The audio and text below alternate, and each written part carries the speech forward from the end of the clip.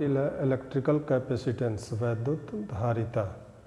इसका कॉन्सेप्ट समझने के लिए सबसे पहले हम क्या करते हैं कि मान लीजिए आप एक गैलन लेते हैं, इसमें पानी आप भरना शुरू करते हैं।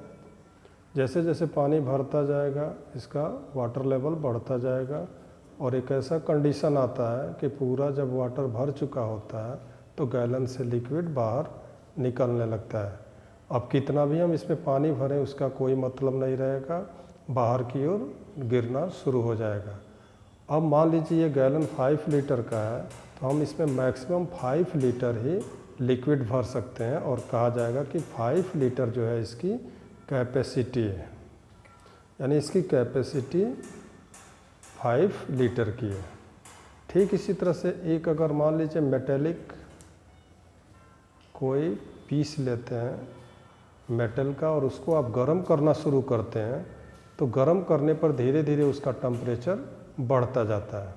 टेम्परेचर बढ़ता क्यों है? तो जब हम इसको गर्म करते हैं तो इसमें हीट कंटेन करता है जिससे इसका टेम्परेचर बढ़ता जाता है। जैसे जैसे इसको उष्मा दी जाती है टेम्परेचर बढ़ता जाता है।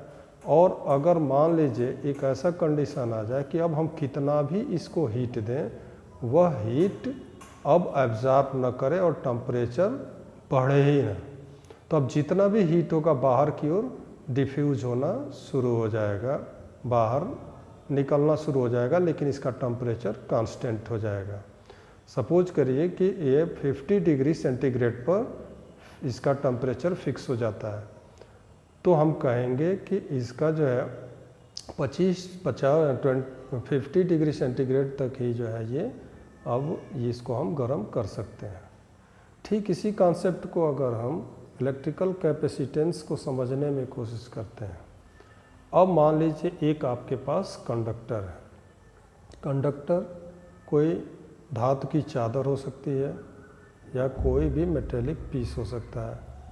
इसको आप एक सोर्स ऑफ चार्ज से अगर आप कनेक्ट कर देते हैं, मान लीजिए एक बॉटल है जिसमें बहुत ही ज़्यादा पॉजिटिव चार्ज रखे हुए हैं, इन चार्ज को हम कनेक्ट कर दिए हैं इस मेटेलिक कंडक्टर से। जैसे ही आप इसको कनेक्ट करेंगे टोटल चार्ज धीरे धीरे इस पर आना शुरू होंगे और ये वस्तु जो होगी चार्ज होनी शुरू हो जाएगी। जैसे जैसे चार्ज बढ़ता जाएगा वैसे वैसे इसका पोटेंशियल यानी विभव बढ़ता जाएगा और एक ऐसा कंडीशन आएगा कि अब कितना भी हम इसको चार्ज दें, जब ये फुल्ली चार्ज हो जाता है तो कितना भी चार्ज दें अब वो चार्ज को कंटेन नहीं करेगा और सारा चार्ज बाहर की ओर डिफ्यूज होने लगता है स्पेस में। अब ये देखा जाता है कि इन तीनों एग्जाम्पल में अगर देखें तो एक ऐसी चीज़ है जो उसके लेवल को बता रही है। जैसे लिक्विड के केस में लिक्विड का लेवल इसके हाइट को बता रहा है कि जैसे जैसे अमाउंट ऑफ लिक्विड बढ़ता जा रहा है हाइट बढ़ती जा रही है, तो हाइट यहाँ लेवल है। जैसे जैसे इसमें हीट बढ़ती जा रही है वैसे वैसे इसका टेम्परेचर बढ़ता जा रहा है, तो टेम्परेचर इसका हीट का लेवल हो गया। इलेक्ट्रिसिटी में अब वही लेवल क्यों चीज़ बताता है तो वो होता है विभव यानी कि पोटेंशियल। अब यहाँ पर इलेक्ट्रिकल कैपेसिटेंस का डेफिनेशन अगर बताना हो तो कैसे आप बताएंगे? तो ये पूरा एक्सपेरिमेंट में आपको ये मिलता है कि किसी वस्तु को दिया गया आवेश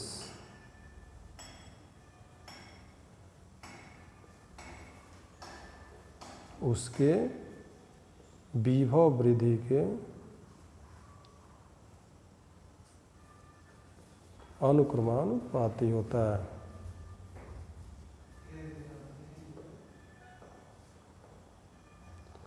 अर्थात Q proportional to V। Q आवेश है, V विभव। अगर इस प्रोपोर्शनलिटी साइन को हटाने के लिए एक कांस्टेंट से मल्टीप्लाई कर दें C तो Q इक्वल CV होगा, जहाँ पर C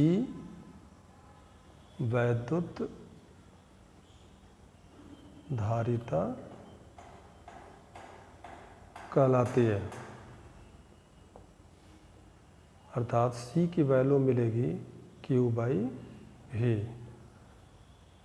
यानी किसी ऑब्जेक्ट की वैद्युत धारिता जो होती है, यानी चालक की धारिता, उसको दिए गए आवेश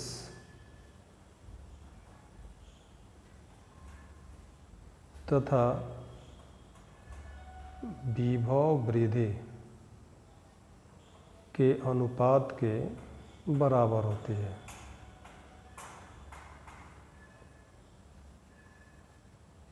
बराबर होती है।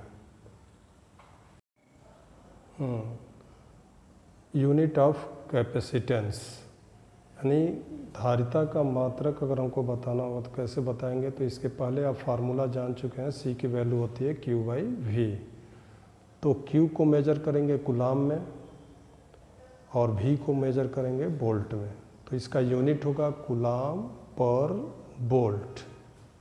लेकिन ये देखने में बहुत ही लंबा है, लिखने में भी टाइम लगेगा। इसके लिए आवश्यक है कि हम किसको छोटा करें, इसलिए इसको शॉर्ट में रिप्रेजेंट करते हैं कैपिटल F से, जो फैरड होता है।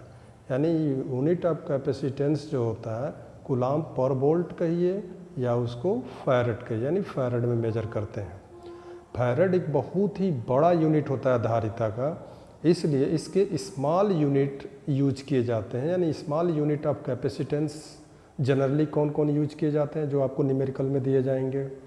जैसे मिली फैरड यूज होता है, जो 10⁻³ के इक्वल होता है।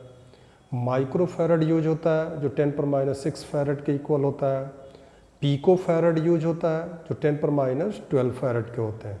तो जो भी आपको न्यूमेरिकल एग्जाम्पल जो भी आपको दिए रहेंगे, वो आपको ये milli farad, micro farad, pico farad दिए रहेंगे, क्योंकि जनरली यही यूज होते हैं। अब बात आती है कि हम एक फैरड को समझें कैसे, कि एक फैरड क्या होता है। इसके लिए अब चलिए फार्मूले को ही अगर हम ले लें, तो अगर हम कूलाम को 1 कूलाम रहने दें, यानी किसी चालक को अगर हम 1 कूलाम आवेश दें और उसके विभव में यानी पोटेंशियल में 1 वोल्ट का इंक्रीमेंट होता है, तो कहेंगे कि उसकी धारिता 1 फैरड होगी। यानी किसी चालक को 1 कूलाम आवेश देने पर उसके विभव में 1 वोल्ट की वृद्धि होती है, तो उसकी धारिता 1 फैरड कहते हैं। अब धारिता किस पर डिपेंड करती है? कैपेसिटेंस। तो धारिता जो होती है उसके स्ट्रक्चर, शेप एंड साइज पर डिपेंड करती है। यानी कैपेसिटेंस depends on